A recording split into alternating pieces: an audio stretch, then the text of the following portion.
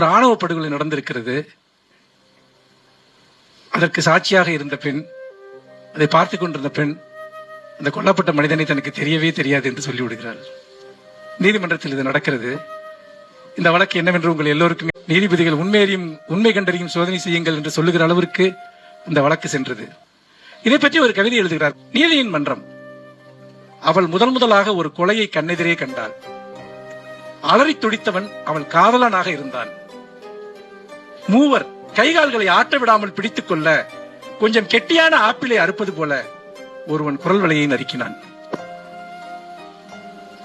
அவர்களை கொலையாளிகள் அல்ல என்றும், முதலில் அவன் தன் காதலனே அல்ல என்றும் நீதிமன்றத்தில் சாட்சி சொன்ன போது பார்வையாளர் வரிசையில் தான் அமர்ந்திருந்தது காதல். அதற்கு பின்னாடி ஒரு 2 வரி இருக்கு.